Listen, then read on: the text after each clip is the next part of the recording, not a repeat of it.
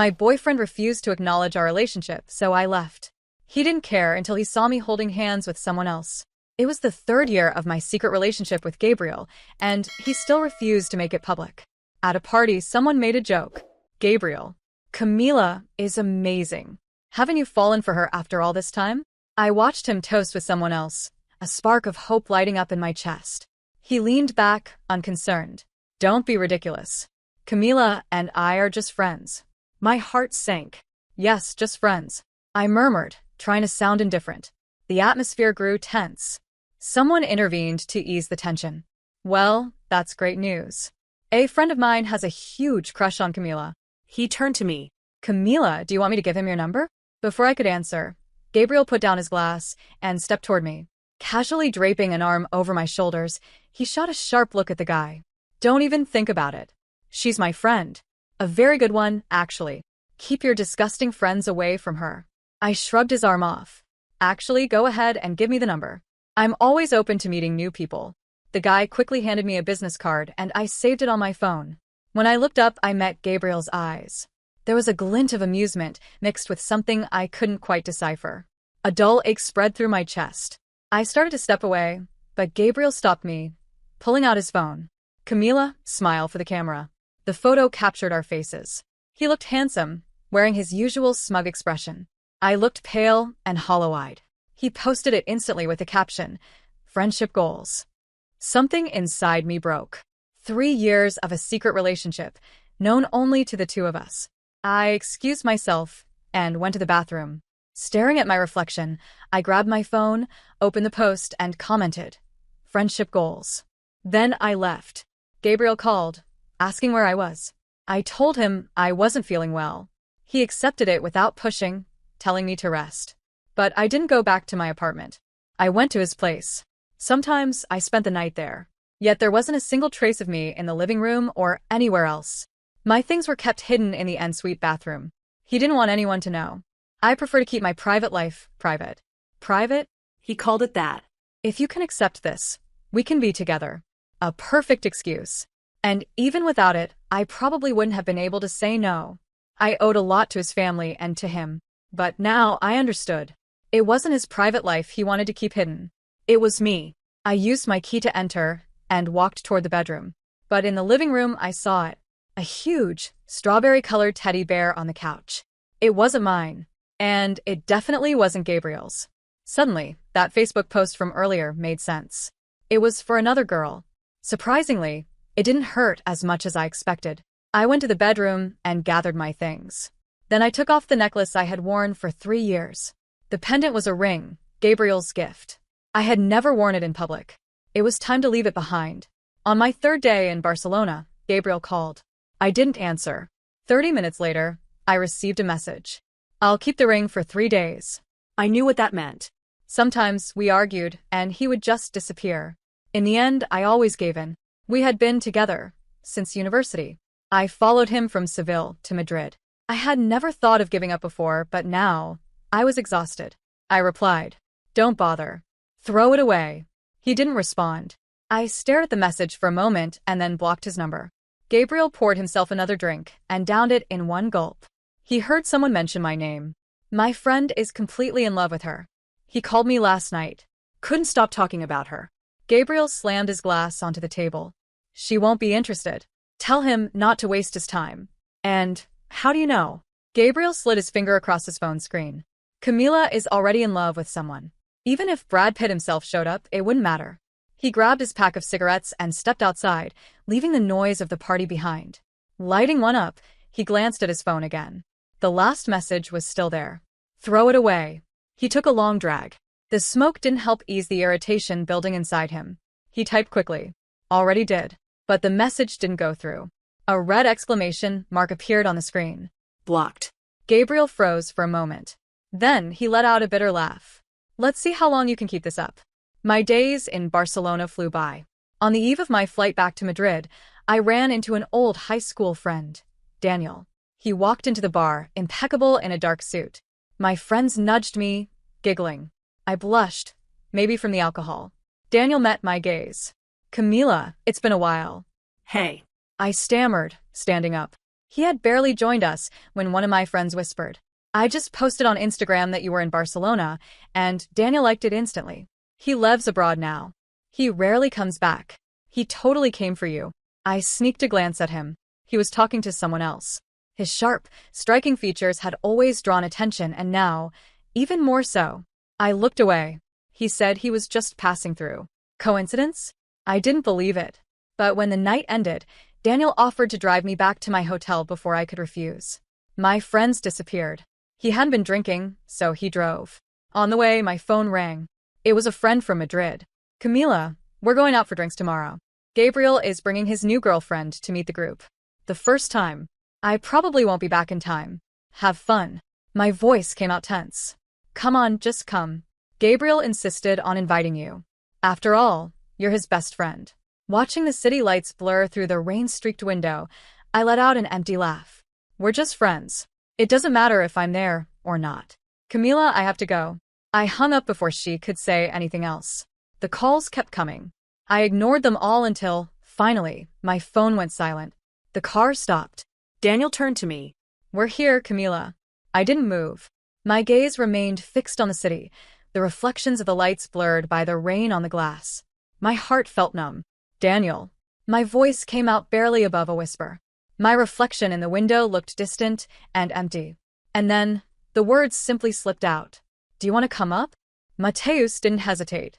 His dark eyes locked onto mine for a moment, but he said nothing.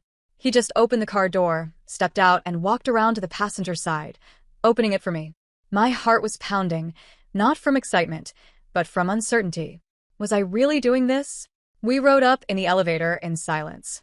He leaned against the mirrored wall, watching me with that intense gaze he always had.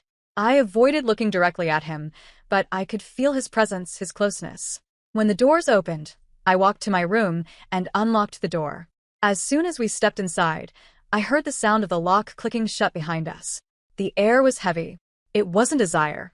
It wasn't love. It was the need to erase the past, to crush any lingering trace of Fernando. Mateus stepped closer and pulled me into a kiss. It wasn't gentle, but it wasn't rough either. It was intense, filled with something unresolved. I let myself go for a few seconds, but then the feeling of doing something wrong crept in. Fernando. No, he had no right to be in my thoughts. He had pushed me aside so many times, treated me like a convenient shadow, while living his life without a care for mine. But even knowing that, I couldn't go through with it. Mateus, he stopped immediately, his eyes searching my face. "You don't want this." It wasn't a question. It was a statement. I shook my head, unable to say anything else. He sighed and stepped back, running a hand through his hair. "I knew it. You still haven't gotten over him." I swallowed hard. I wanted to deny it, but that would be a lie. "It's not that. I never finished the sentence." He smiled, but there was no humor in it. "Bianca, you've always treated me as a second choice, you know that?" That hit me like a punch. "That's not true. Isn't it? You rejected me in high school because you were in love with him. And now, even after everything he's done, you're still here, frozen, thinking about him." My mouth opened, but no sound came out. "You know what's worse?" He continued, laughing bitterly. "I still came here. I still wanted to see you. Like an idiot." I lowered my head, feeling a tightness in my chest. "I'm sorry." He was silent for a moment, then sighed. "You don't have to apologize. You don't owe me anything." He picked up the jacket he had tossed onto the bed and put it on slowly. "If you ever want something real, look for me. But don't come to me as an escape." And with that, he left. I stood there, staring at the closed door, feeling ridiculous. I threw myself onto the bed, the weight of emptiness pressing down on me. But the worst part was knowing that Mateus was right. I was still trapped in Fernando, and I hated him for it. The next few days, I tried to keep myself distracted. Outings, dinners with friends, anything to keep my mind off him. But the thoughts always crept back. Until one random morning, my phone vibrated. Fernando. It wasn't a message. It was a call. The urge to reject it was strong, but in the end, I answered. "What?" My voice came out sharp. He was silent for a few seconds. "You're not coming back?" I let out a humorless laugh. "No." "You won't even hear what I have to say?" "Fernando, what do you want?" He sighed. "I want to see you." My chest tightened. I closed my eyes. For what? To pretend I'm just your friend while you show off someone else? Bianca, it's not like that. Oh no? Then what is it like? I messed up. Oh, that was new. How convenient. Now that I've left, you suddenly realize that? Meet me so we can talk. Just talk. Part of me wanted to say no and move on. But the other part still wanted answers. And that part won. Tomorrow. After lunch. I hung up before he could say anything else. The next day, there he was sitting at the cafe where we agreed to meet. He looked exactly the same. The same neatly styled hair, the same serious expression, the same eyes that had always made my heart race. But this time I didn't feel that rush. He smiled when he saw me, but there was something different in his expression. Attention. I sat down across from him. Go ahead. He studied me for a moment, then looked away. I ruined everything, didn't I? I crossed my arms. If you're looking for confirmation, yes. He let out a small, joyless laugh. I always thought I had time, that you would always be there. My stomach twisted. Well, you thought wrong. He nodded, staring at the cup of coffee in front of him. Are you with someone? Why does it matter? He pressed his lips together. Because I don't like the idea. I rolled my eyes. Oh, so now you care? I've always cared. I just didn't know how to show it. I let out a bitter laugh. You sure knew how to show that you didn't care. He ran a hand over his face, looking tired. Do you still love me? I swallowed hard. I don't know. The truth was, as much as it hurt, Fernando was still a part of me. But that didn't mean I wanted to go back. He looked me in the eyes. I can fix this. No, Fernando. You can't. The pain in his eyes almost made me waver. But then, I remembered the years I had spent as nothing more than a shadow in his life. I stood up. I deserve more. He sat there, watching me as if he wanted to say something but didn't know how. And then, for the first time, I left him behind. The feeling of leaving him behind was liberating. But it also left a bitter taste. Fernando had spent years treating me like a shadow, hiding me, discarding me whenever it suited him. And now, suddenly, he wanted to fix everything? As if a few words could erase every time I had felt invisible by his side? No. I could have simply moved on, forgotten him, and continued with my life. But that would have been too easy for him. Fernando needed to feel what it was like to be cast aside, ignored, discarded as if he had never mattered. And I was willing to make sure he understood. In the following days, I let him believe that I had truly moved on. I kept my distance, blocked his number, disappeared from his line of sight. Until one random night, I received an unexpected message. Mateus, I'm in Madrid. Want to go out? I smiled. It was the perfect moment. Mateus was never stupid. He knew I wasn't ready for anything serious. But he also knew that I needed a distraction, and he was willing to be that distraction. Me. Of course. Pick me up at 8 p.m. When we arrived at the restaurant, I knew we were drawing attention. Mateus had always had a strong presence, elegant, confident, and now, with me by his side, he looked even more imposing. And that's when I saw Fernando. He was sitting in a corner with his so-called new girlfriend, the one he had brought to introduce to his friends. She was laughing, leaning against him, clearly charmed. But his eyes were on me. Perfect. I held onto Mateus's arm and whispered something in his ear, making him chuckle softly. I didn't need to look at Fernando to know he was burning inside. The waiter led us to our table, and I made sure to choose a strategic spot, one where he could see me perfectly. Mateus noticed. What exactly are we doing here? He asked with an amused smile. What do you think? He chuckled. This isn't moving on, Bianca. I took a sip of my wine, pretending to be uninterested. Who said I'm trying to move on? He studied me for a moment before shaking his head. You're dangerous. No. I'm fair. And then, as if he had been waiting for the perfect moment, Fernando stood up. Pretending to head to the bathroom, he slowed down as he passed by our table. Bianca. I feigned surprise. Fernando? What a coincidence. His eyes narrowed. Who would have thought you'd come back to Madrid so soon? The world is small, isn't it? Silence stretched between us for a few seconds. Mateus watched the scene with amusement, but didn't intervene. Fernando glanced at him, then back at me. Are you doing well? I smiled. Never been better. His expression darkened. Good for you. And without waiting for a response, he walked away. But I knew he wouldn't leave it at that. In the following days, the messages started coming in. Fernando, can we talk? Fernando, I just want to understand what happened. Fernando, I need to see you. And then the final blow. Fernando. Mateus? Seriously? Oh, so now he was mad? I replied immediately. Me. Something wrong, Fernando? I thought my private life wasn't anyone's business. The blue check appeared, but no reply came. I smiled. The last straw came 2 weeks later. Fernando showed up at my building. He knocked on my door like he had any right to be there. When I opened it, he walked in without waiting for an invitation, his face full of frustration. What are you doing? I crossed my arms. I think I'm living my life. Why, Fernando? Are you surprised? He ran a hand through his hair, clearly irritated. You're with Mateus just to provoke me? I rolled my eyes. Oh, so now you care? When I was waiting for you, protecting you, accepting to be your secret, you didn't care. But now that I'm with someone who actually acknowledges me, it bothers you? He closed his eyes, taking a deep breath. I messed up, Bianca. I know that. I stayed silent. But he hesitated. I don't want to lose you. The old Bianca would have melted at that moment, would have heard those words and believed them. But this Bianca? She laughed. You already lost me, Fernando. And then I delivered the final blow. I grabbed my phone, unlocked the screen, and right in front of him, opened a picture of Mateus holding my waist, both of us smiling on the balcony of a luxury hotel. Fernando went pale. You wouldn't do this.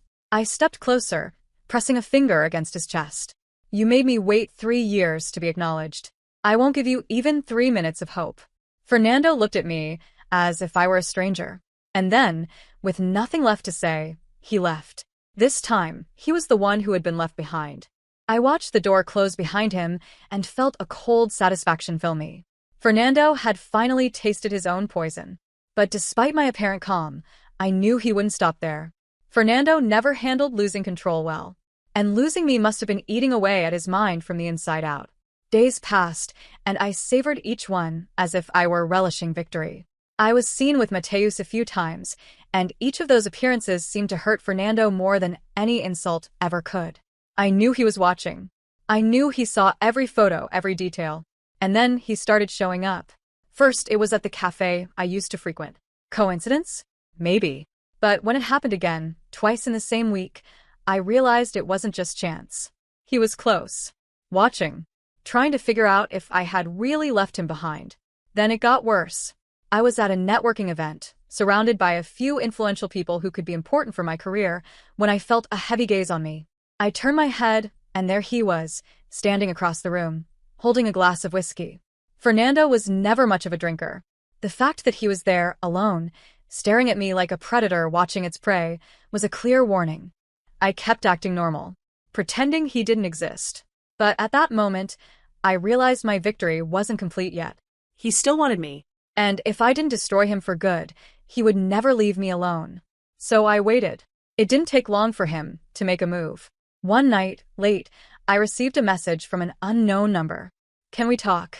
I smiled. Of course, it was him. I ignored the message. 5 minutes later, another one.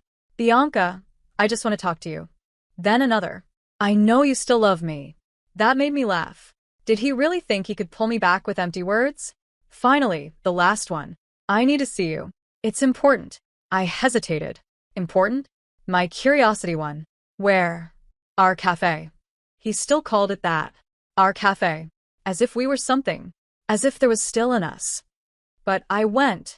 Not because I wanted to hear his excuses, but because I wanted to make sure he tasted the bitter taste of defeat one last time. He was already there when I arrived. Dressed in a casual yet well-fitted suit, but his face showed clear signs of sleepless nights. His dark circles were deep, and his expression was far from calm. I didn't sit.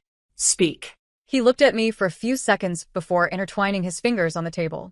Bianca, I want to try again. The urge to laugh was immediate. You do? That's interesting. Because I don't. He closed his eyes for a second, as if trying to contain his frustration. I was an idiot. I let my fear, my image, all of that get in the way of what really mattered. You were always there, and I raised my hand. Fernando, stop. This is pathetic. He tensed. Pathetic? Yes. Pathetic. You're here, telling me all of this now after I left you. After I finally took control of my life. This isn't regret. It's ego. You can't stand the fact that I threw you away. He took a deep breath, his fists clenched. I love you. No. You had me for 3 years and chose to hide me. Chose to pretend I didn't exist when I needed you most. That's not love, Fernando. That's selfishness. The silence between us stretched for a few seconds. Then, he let out a dry laugh. Are you seeing Mateus out of revenge? I'm seeing whoever I want. Do you think he's better than me? I crossed my arms and stared at him. Mateus may have never been my first choice, but at least he never made me feel like I was the last. The words hit Fernando like a punch. He looked away, clenched his jaw, and took a deep breath. And then he asked the question I knew was coming. If I had chosen you from the beginning, would we still be together? I smiled. If you had chosen me, I would have never discovered my own worth. I grabbed my bag, ready to leave. Bianca, you lost, Fernando. Accept it. And then I walked away. But Fernando didn't accept it. Days later, I started receiving anonymous calls. At first, spaced out. Then constant. Then worse. Mateus called me one night, his voice filled with anger. Fernando showed up at my office. My muscles tensed. What? Yeah. He showed up out of nowhere, started insinuating that you still wanted him, that all of this was just a game, that he knows you still think about him. My blood boiled. What did you do? I asked if he wanted me to call security, or if he preferred to leave on his own. He left, but it was clear this isn't over. I clenched my teeth. Fernando wasn't going to stop. He couldn't stand the idea that I had won. But I was tired. So I did the one thing he never expected me to do. I picked up my phone and called. Not Fernando, but his new girlfriend. The number wasn't hard to find. A little digging on social media, paying attention to comments, and there was... When she answered, her voice was hesitant. Hello? Hi, Mariana. Silence. Who is this? I smiled. I'm Bianca. You know who I am, don't you? More silence. I think so. Good. I need to tell you something about Fernando. And then I told her everything. I talked about the years in hiding, the lies, the messages, his desperate attempts to get me back. And I ended with one final warning. If you don't leave now, you'll be the next. The silence on the other end was enough for me to know I had won. 2 days later, Fernando sent me one last email. Thank you. You took everything from me. I smiled as I read it, and deleted the message without replying. Now, he was truly destroyed. Time passed, and the storm Fernando tried to create around me finally dissipated. But not without scars. Not without marks. In the months following that last message, he disappeared completely. No more calls, no more messages, no more accidental encounters. Nothing. It was as if he had vanished from the face of the earth. And that was exactly how it was supposed to be. Through mutual acquaintances, I heard that Mariana left him the day after our conversation. She threw all his clothes out of the apartment window and changed the locks. Fernando tried to fix the situation, but Mariana had already seen the truth. And more than that, she told everyone. The reputation he valued so much began to crumble. The friends who once laughed at his jokes and pretended not to see his cowardice started to distance themselves. The women who once admired him began to see a desperate and pathetic man. If Fernando thought I was disposable, fate made sure to show that he was the one who had no worth at all. The last thing I heard about him was that he had quit his job and moved to another city. But what really happened to him? I don't know. And I don't care. Mateus and I never truly became a couple. I knew that from the start, and so did he.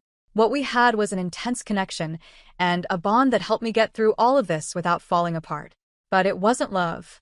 It never was. One evening, after a pleasant dinner and a few glasses of wine, he held my hand and smiled. You know this isn't going to last, right? I squeezed his hand back and smiled. Yes. And that was it. A goodbye without pain, without regrets. He moved on with his life, and I moved on with mine. Today, when I think of him, I feel no bitterness, only gratitude. Mateus was the push I needed to climb out of the abyss where Fernando had left me. And for that, I will always respect him. Now, as for me, I became the woman Fernando never wanted me to be. Independent, confident. Where I once settled for being a shadow, now I shined with my own light. I built my career, expanded my network, and finally achieved the stability I had always dreamed of. My name started gaining recognition in my professional field, and people no longer saw me as Fernando's ex, but as Bianca, the woman who would never again accept being a secret. And, ironically, That was exactly what led to one final surprise. One day, while having coffee in a busy restaurant, I heard someone call my name. Bianca. I looked up and found myself staring at a face I hadn't seen in years. Not Fernando. Daniel. The childhood friend who had once appeared in Barcelona, who had awakened something in me back then, but who, by a twist of fate, hadn't had a place in my life at that moment. He still looked impeccable, dressed in a perfectly tailored suit, with that gaze that always seemed to see right through me. It's been a long time. I smiled. Yeah, it has. We talked for a long time. No rush, no expectations. I learned that he was now an important name in the business world, that he traveled frequently but had finally decided to settle down. And in that moment, something happened. I didn't feel anxious. I didn't feel that suffocating fear of being left behind. I just felt calm, because for the first time in my life, I knew I didn't need anyone to be complete.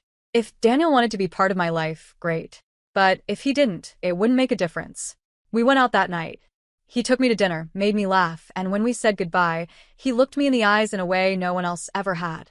I don't know when exactly you became this woman, but I like it. And for the first time, I believed it. Fernando? Fernando no longer existed to me. I left him where he had always belonged in the past.